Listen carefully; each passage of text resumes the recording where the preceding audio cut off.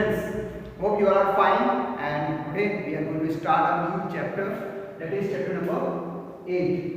Okay, the name of the chapter is Small Business and Enterprises. Okay, so in this chapter we will study about small businesses. Okay, or you can say how you will able to start a business. Okay, so we will learn from this chapter so many things. Let's go through this chapter. First of all, the first thing which you should know is that what is entrepreneurship. What is entrepreneurship? Okay, ये entrepreneurship किसे कहते हैं वो हमें पहले सीखना पड़ेगा. Okay, so सीखते हैं कि what the concept of entrepreneurship किसे कहते हैं. Okay, इसको समझने के लिए हमें तीन जो important words हैं उसको समझना पड़ेगा. First is entrepreneur किसे कहते हैं, second entrepreneurship और third one is enterprise. Okay, जब हम एंटरप्रेन्योर की बात करते हैं, एक व्यक्ति जो अभी नया बिजनेस को स्टार्ट करता है उसे हम बोलते हैं एंटरप्रेन्योर. क्या बोलते हैं? एंटरप्रेन्योर. यानी कि वो एक नया प्रोडक्ट लेकर आया है मार्केट में और अपने बिजनेस को स्टार्ट कर रहा है, तो उसको हम क्या बोलेंगे? एंटरप्रेन्योर. ओके, फॉर एग्जांपल आप अगर बिजनेस को स्टार्ट करना चाहते हो, एक आपने क्या किया, आपने कोई नया प्रोडक्ट का इन्वेंशन किया या फिर आप एक नया प्रोडक्ट खोज कर लेकर आए, वो कैसे भी आपने इसको बनाया. ओके, और आप मार्केट में उसको बेचने जा रहे हो, तो आपने बिजनेस को स्टार्ट कर रहे हो, तो आप क्या कहलाएंगे? एंटरप्रेन्योर. क्या कहलाएंगे आप? एंटरप्रेन्योर. यानी वो व्यक्ति जो बिजनेस को स्टार्ट करता है. एंटरप्रेन्योरशिप उसे कहते हैं उस प्रोसेस को, वो पूरा प्रोसेस, यानी कि गुड्स बनाने से लेकर उसको सेल करने से लेकर और जो मार्केट में कस्टमर तक पहुंचाने का वो पूरा जो एक प्रोसेस होता है उसी हम बोलते हैं एंटरप्रेन्योरशिप. क्या बोलते हैं उसको? एंटरप्रेन्योरशिप. ठीक है. एंड लास्ट वन एंटरप्राइज, यानी कि अब क्या है, अब उसकी जो कंपनी है वो इस्टेब्लिश हो चुका है, उसको क्या उसी हम बोलते हैं एंटरप्राइज बोलते हैं. यानी वो आउटकम निकल के आ रहा है. अब क्या है, वो एक फॉर्म के रूप में स्टेब्लिश हो जाता है, उसको रजिस्टर्ड करते हैं, तब वो क्या कहलाता है? एंटरप्राइज कहलाता है. क्या कहलाता है? वो एंटरप्राइज कहलाता है. तो हम इसमें देखते हैं कि यस, एक एंटरप्रेन्योर जो होता है, एक जो पर्सन जो होता है जो बिजनेस को स्टार्ट करता है, वो क्या करता है? गुड्स बनाता है. क्या बनाता है? कुछ गुड्स मार्केट में लेकर आता है, उसको क्रिएट करता है एक नया तरीके का. फॉर एग्जांपल आपको मालूम है डुप्लीकेट प्रोडक्ट नहीं चलेगा. अगर कोई कंपनी एक प्रोडक्ट निकाला है तो ऐसा नहीं कि आपने उसका रैपर ऊपर से फाड़ दिया और अपना रैपर चिपका दिया. नो, ऐसा नहीं होता. आपको अपना इन्वेंशन लेकर आना है, अपना गुड्स लेकर आना पड़ता है मार्केट में. ओके, तो वही एंटरप्रेन्योर क्या करता है? नई चीज़ों को सर्च करता है, ढूंढता है, मार्केट को एनालाइज करता है, कहाँ पर कमी है, लोगों की आवश्यकता क्या है, नीड्स और वांट क्या है. According to that, he brings his own product in the market. Okay, उसी जरूरत के हिसाब से वो मार्केट प्रोडक्ट को लेकर आता है. Okay, so there are, as you all know, जब हम बिजनेस की बात करते हैं बहुत सारे चैलेंजेस भी होते हैं. ओके, फॉर एग्जांपल आप मान लो अगर एक प्रोडक्ट कोई भी हम बात कर रहे हैं तो उसके जैसे बहुत सारे प्रोडक्ट मार्केट में अवेलेबल हैं. ओके, तो एक जब एंटरप्रेन्योर मार्केट में आता है तो लॉट्स ऑफ चैलेंजेस आती है, उसके बाद बहुत सारी चैलेंजेस होती हैं. तो वो क्या करता है? अपने चैलेंजेस को, वो जो भी चैलेंज उसे मिल रही है उसको वो एक्सेप्ट करता है. ओके, उसको एक्सेप्ट करके फिर उसको आगे उसको कंफर्ट रूम में लेकर आता है. यानी कि अब वो चैलेंज को एक्सेप्ट करता है कि यस, इतने सारे प्रोडक्ट तो हैं, लेकिन मैं क्या करूँगा, मैं इन प्रोडक्ट से अच्छा प्रोडक्ट मैं अपना बनाकर दिखाऊंगा. ओके, मैं कुछ नया प्रोडक्ट लेकर आऊँगा जिससे मेरी सेलिंग हो, और वो क्या होता है, और इस तरीके से वो अपने बिजनेस को आगे बढ़ाता है. ओके, तो एंटरप्रेन्योर ये सारी चीज़ें करता है. ओके, तो ये सारी चीज़ें that is entrepreneur and entrepreneurship. यानी कि वो पूरा प्रोसेस जहाँ पर एक व्यक्ति गुड्स लेकर आता है, उसको सेलिंग करता है, मार्केट में कस्टमर तक पहुँचाता है, वो पूरा प्रोसेस को क्या बोलते हैं? एंटरप्रेन्योरशिप बोलते हैं. Okay, now why we need entrepreneurship, why we need entrepreneur. एक क्वेश्चन हमारे दिमाग में आना चाहिए कि हमें क्या आवश्यकता है एंटरप्रेन्योर की. हमें क्या आवश्यकता है कि नए लोग बिजनेस करें, नए लोग आए जो एंटरप्रेन्योर बने और बिजनेस को स्टार्ट करें. क्यों ज़रूरत है? तो फॉर एग्जांपल सी, बिजनेसमैन जो होते हैं वो कंट्री में बहुत अच्छा कंट्रीब्यूशन करते हैं. ओके, जो एक नया एंटरप्रेन्योर आ रहा है वही जाके आगे जाके क्या बनता है, जब बिजनेस स्टैब्लिश हो जाती है तो वही क्या बनता है, वो कंट्री के लिए बहुत ही इकोनॉमिक ग्रोथ के लिए बहुत फायदेमंद रहता है.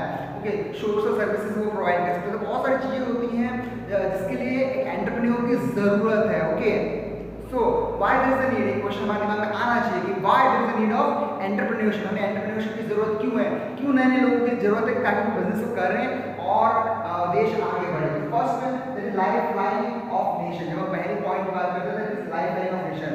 क्यों? क्योंकि ये लाइफ लाइन है एक नेशन के लिए। फॉर एग्जाम्पल आप देखिए जो भी डेवलप्ड कंट्रीज हैं वो क्या करती है, वो मैक्सिमम क्या होता है, वहाँ पर आप देखिए वहाँ पर एंटरप्रेन्योर होते हैं, वहाँ पर मैक्सिमम लोग क्या करते हैं, गुड्स बनाते हैं, अपनी कंट्री में सेल करते हैं और उसके बाद फॉरेन कंट्रीज में भी क्या करते हैं, उसको एक्सपोर्ट करते हैं। ओके, तो इसलिए वो क्या करता है, वो एक डेवलप कंट्री को अपने कंट्री क्या करता है, वो डेवलप बनाता है। इसलिए एंटरप्रेन्योर की जरूरत क्यों है, एंटरप्रेन्योरशिप की जरूरत क्यों है, ताकि वो क्या करता है, एक लाइफ लाइन प्रोवाइड करता है नेशन को। ओके, यानी कि एक लाइफ लाइन प्रोवाइड करता है, यानी कि ग्रोथ अपॉर्चुनिटीज प्रोवाइड करता है नेशन को। फॉर एग्जाम्पल बहुत सारी कंट्रीज है, आप देख सकते हैं एग्जाम्पल्स है ना, बहुत सारी कंट्रीज है जो क्या कर रहे हैं आज के डेट में डेवलप्ड है। कारण क्या है, बिकॉज वहाँ पर एक बहुत अच्छे एंटरप्रेन्योर डेवलप हुए, बहुत अच्छे एंटरप्रेन्योरशिप का वहाँ पर चलाया गया, एंटरप्रेन्योरशिप हुआ वहाँ पर, इसी वजह से वो कंट्री आज डेवलप में। तो यानी क्या एक लाइफ लाइन है नेशन के लिए। Second, provide innovations. आपको मालूम है जब एक एंटरप्रेन्योर बिजनेस में कदम रखता है तो वो नई नई चीज़ लेकर आता है, वो नए नए इन्वेंशन लेकर आता है, नए नए प्रोडक्ट लेकर आता है। तो इससे क्या होता है कि नए नए इनोवेशंस होते हैं, इसलिए कि हमें क्या है ज़रूरत है एंटरप्रेन्योर की, ताकि नई नई चीज़ें मार्केट में आए। फॉर एग्जाम्पल जो एंटरप्रेन्योर होता है वो लोगों की ज़रूरतों के हिसाब से what are the needs and wants of people, according to that he bring the goods, he invent the good, he brings the new innovations to fulfill the requirement of people. Okay, that's why क्या करता है, नई requirement fulfil करने के लिए लोगों की वो इनोवेशंस करता है, नई चीज़ों का। Okay, now growth of economy. Yes, हमारे जो कंट्री की इकोनॉमी है वो डेवलप होना बहुत ज़रूरी है। ओके, सो अगर हम अपने देश की बात करें तो यस वी नीड एंटरप्रेन्योर, हाँ, ताकि कंट्री क्या करे, हमारी इकोनॉमी डेवलप करे। ओके, ज़्यादा पैसे का इकोनॉमी में आए, यानी हमारी कंट्री में ज़्यादा पैसे रहें, लोगों की इनकम ग्रोथ हो, लोगों का इनकम बढ़े, लोगों का लिविंग स्टैंडर्ड बढ़े। तो इसलिए क्या होना चाहिए, यानी एंटरप्रेन्योर क्या करता है, एंटरप्रेन्योरशिप के थ्रू क्या होता है, yes growth of economy. Economy क्या होता है हमारा, डेवलप करता है, इकोनॉमी बढ़ता है हमारा। ओके, क्यों इकोनॉमी बढ़ रहा है, डिमांड आ रहा है, लोगों की ज़रूरतें बढ़ रही हैं और उसी के हिसाब से एंटरप्रेन्योरशिप में जो क्या एंटरप्रेन्योर क्या करता है, नए नए प्रोडक्ट्स लेकर आ रहा है। ओके, सो इस तरह से सेलिंग हो रही है, पैसा आ रहा है लोगों के पास। ओके, तो इस तरीके से क्या होता है, ये प्रोसेस चलता है। देखते हैं हम इंक्रीज प्रॉफिट, जो मैंने बताया था इंक्रीज प्रॉफिट इंक्रीज करता है लोगों के पास, एंटरप्रेन्योरशिप के थ्रू प्रॉफिट कमाते हैं लोग और इससे क्या होता है, कंट्री का कहीं ना कहीं डेवलपमेंट होता है।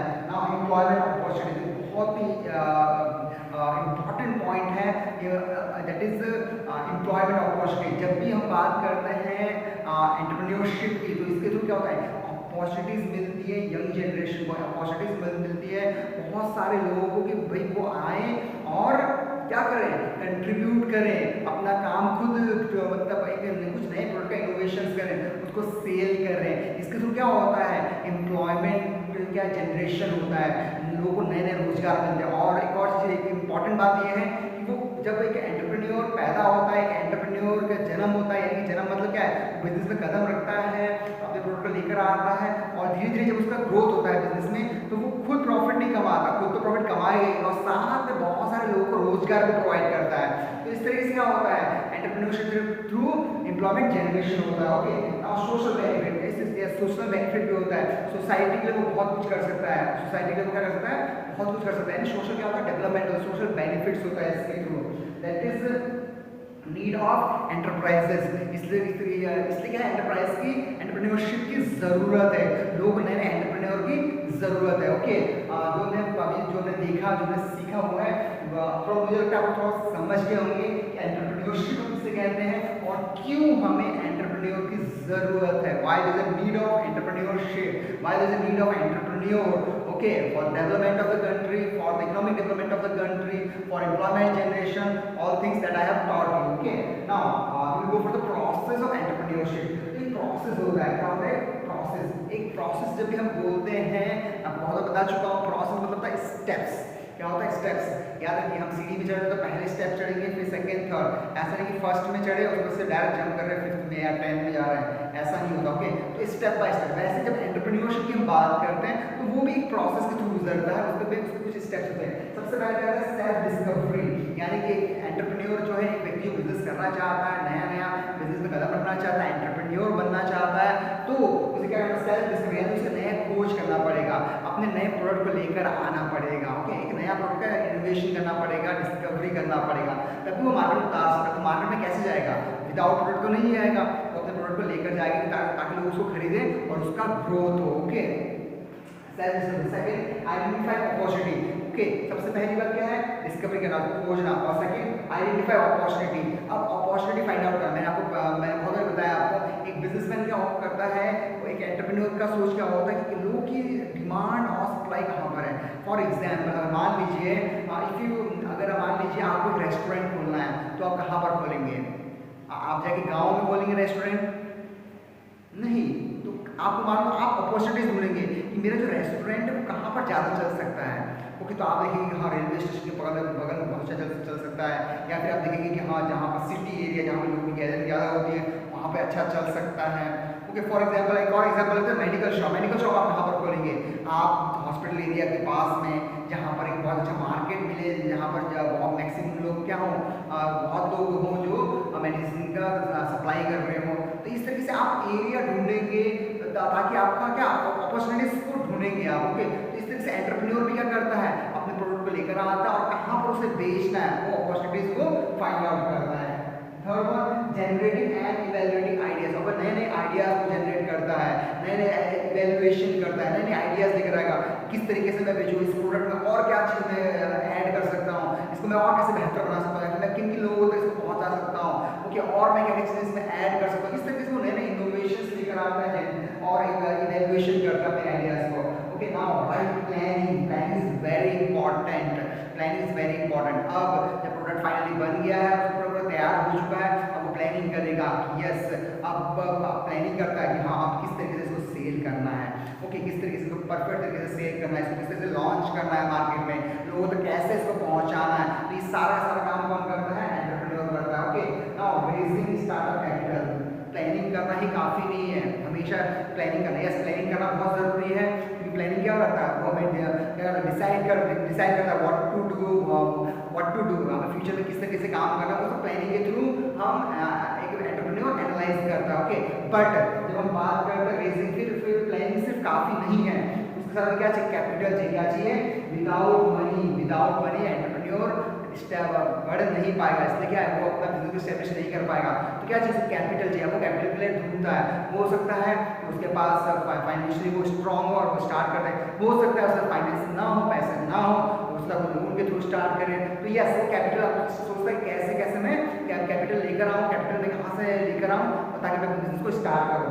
सेकेंड, 6 वन देखते हैं स्टार्टअप। ओके, अब उसका करता है, अब कैपिटल भी इकट्ठा हो गया, कैपिटल इकट्ठा होने के बाद क्या करता है, बिजनेस को स्टार्ट करता है, यानी कैपिटल वो लोन के थ्रू भी ले सकता है, किसी भी तरीके से वो अरेंज करता है, किसी तरीके से वो क्या करता है, बिजनेस को स्टार्ट करता है। ओके, यानी कि अब उसने एस्टेब्लिशमेंट कर दिया और बिजनेस को स्टार्ट करता है। ठीक है, नाउ ग्रोथ। और मैं हमेशा बोलता हूँ, मैंने स्टार्टिंग फर्स्ट चैप्टर से आपको बोला है, जब ये बिजनेस करते हैं, एक एंटरप्रेन्योर है, बिजनेस कर रहा है, बिजनेस करते हैं, तो स्टार्टिंग में ही ग्रोथ नहीं होता। यस, स्टार्ट किया कुछ समय लगता है। ओके, हो सकता है 1 साल लगे, 2 साल लगे, 3 साल लगे, और धीरे धीरे क्या होता है, ग्रोथ होता है। Okay, so that is growth. And last one is harvest, यानी कि कटने का समय आ गया। ओके, कटने मतलब क्या है, आपने बिजनेस में पैसा लगाया, कैपिटल इन्वेस्टमेंट किया, इतना मेहनत किया, अब हार्वेस्ट का टाइम आ गया, यानी कि अब पैसे कमाने का समय आ गया, यानी अब आपके प्रोडक्ट्स मार्केट में बिक रहे हैं, उसके थ्रू आपको प्रॉफिट्स मिल रहे हैं, उसके थ्रू आप क्या कर रहे हैं, उसको बोलते हैं हार्वेस्ट। यानी क्या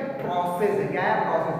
याद जब भी आप याद करेंगे तो स्टेप बाय स्टेप में याद करेंगे। ठीक है, ऐसा नहीं कि ऐसे ये याद किया, फिर ये याद किया, फिर ये याद किया, तो ऐसा नहीं चलेगा। स्टेप 8 पॉइंट्स हैं, तो 8 पॉइंट्स आपको सीक्वेंस बाय ऑर्डर में याद होना चाहिए। Okay, because it is a process. मुझे लगता है आप लोग समझ गए होंगे।